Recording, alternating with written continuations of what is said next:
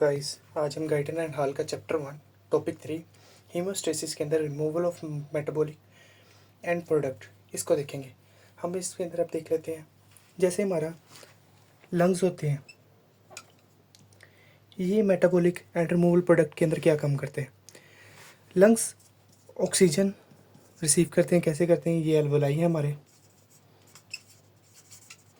जब यहाँ से ऑक्सीजन आती है और ये एल्वोलाई के पास जाती है, यहाँ से फिर ट्रांसफर होके हमारी कैपिलरीज के अंदर आती है, कैपिलरीज के अंदर जाती है। ठीक है।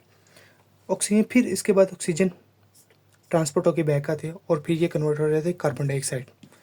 ऐसे हमारी बॉडी के अंदर से कार्बन डाइऑक्साइड बाहर निकलती है। ये निकलती है कार्बन डाइऑक्साइड, सेल के अंदर जाती है, फिर सेल के अंदर फिर हमारे बैक आती है सेल से ब्लड के अंदर, फिर ब्लड से एल्वोलाई के अंदर, फिर ऐसे एयर के। ये इसलिए ज़रूरी है, अगर कार्बन डाइऑक्साइड बॉडी से ना निकले तो बाइकार्बोनेट बनेगा और जिसकी वजह से पीएच चेंज होगा और जिसकी वजह से हेमोस्टेसिस कायम नहीं रहेगी।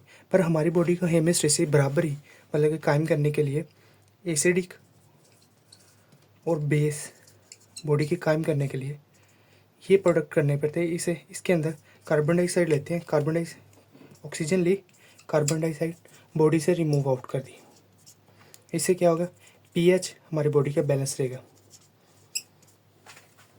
मेटाबॉलिक एंड प्रोडक्ट के अंदर हम देख लेते हैं अब किडनी को। किडनी का क्या रोल आता है? किडनी हमारे रिमूव करती है वेस्ट मटेरियल को, जैसे कि यूरिया। अब यूरिया क्या होता है? जो हमारी प्रोटीन होती है जब ब्रेक डाउन होती है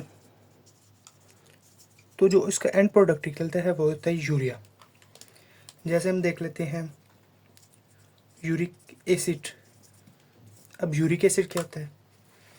जो हमारा डीएनए होता है सेल के अंदर, जब डीएनए के अपप्टोसिस होती है, अपप्टोसिस के बाद जो डीएनए होते हैं, डीएनए का एंड प्रोडक्ट बचता है प्यूरिन जो होती है हमारे डीएनए के, वो जब एंड प्रोडक्ट बनती है वो होती है यूरिक एसिड।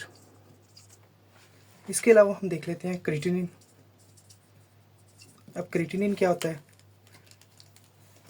जब मसल ब्रेकडाउन होते हैं तो उसका जो एंड प्रोडक्ट होता है वो होता है क्रिएटिनिन। अब जैसे एक्सेसिव आयन हमारे बॉडी के अंदर हो गए, एक्सेसिव आयंस अगर ये ज़्यादा हो जाएंगे तो हमारा हेमोस्टेसिस ठीक नहीं रहेगा। जैसे सोडियम हो गया, ब्लड प्रेशर ज़्यादा इंक्रीज़ कर देता है। पोटेशियम हो गया, रिथमिया कर देगा, हार्ट बीट तेज़ कर देगा। हाइड्रोजन हो गया, एसिडोसिस कर देगा। जैसे ये हो गई, ये चीज़ें एक्सेस वाटर हो गया, ये सारी चीज़ें हमारी बॉडी के लिए ठीक नहीं है। इसलिए हमारा क्या करता है, हमारी बॉडी की जो किडनी है, किडनी के अंदर फिल्ट्रेशन होती है। क्या होती है? फिल्ट्रेशन। इसमें क्या होता है?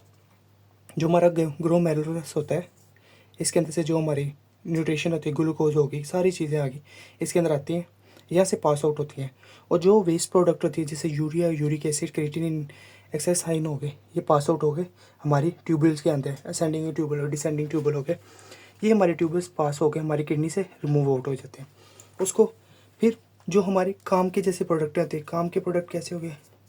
ग्लूकोज हमारी बॉडी की चाहिए, पोटेशियम भी चाहिए होता है, सेल के अंदर ज़रूरी होता है, सोडियम चाहिए। जो हमारी एक्सेसिव नई चीज़ें हमारे रीअब्जॉर्ब करती है बॉडी। रीअब्जॉर्ब कहाँ आती है? हमारी जो ट्यूब्स होती हैं, ट्यूब्यूल्स होती हैं, इसके अंदर रीअब्जॉर्प्शन होती है। जब रीअब्जॉर्प्शन होती है, इस तरह हमारा होम्योस्टेसिस जो होता है वो बरकरार रहता है। इससे हमारा जो बॉडी का फ्लड होता है बैलेंस रहता है। इलेक्ट्रोलाइट वो बैलेंस रहते हैं। एसिड बेस बैलेंस रहता है। अब देख लेते हैं हमारे gastrointestinal tract removal of metabolic product के अंदर कैसे होमोस्टेसिस काम करता है।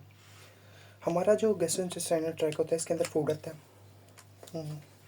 फूड वो ब्रेक डाउन होता है,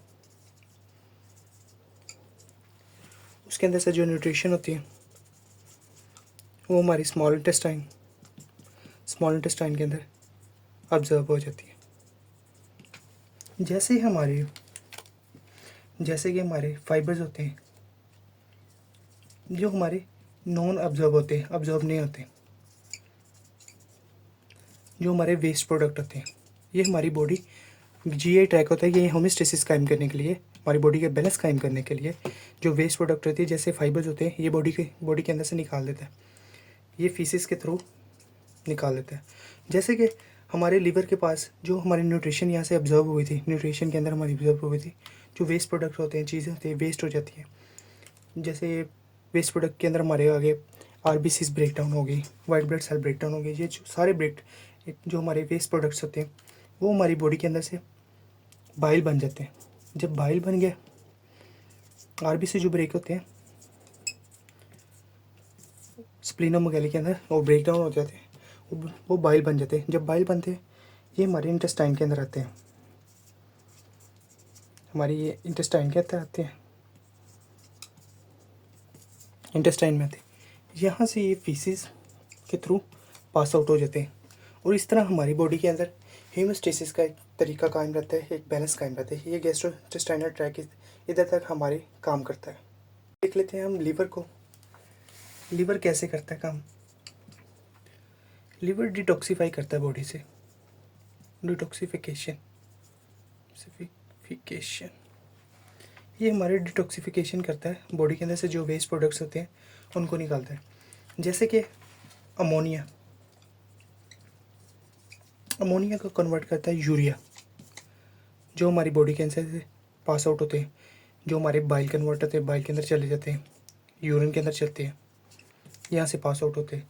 जैसे अल्कोहल हो गई, केमिकल्स हो गए, ड्रग्स हो गए, ये जो चीज़ें जो भी खाते हैं ये सारी वेस्ट प्रोडक्ट जो होती हैं, जैसे हमारे आरबीसी ब्रेक डाउन, ये सारे कन्वर्ट हो जाते हैं बाइल के अंदर।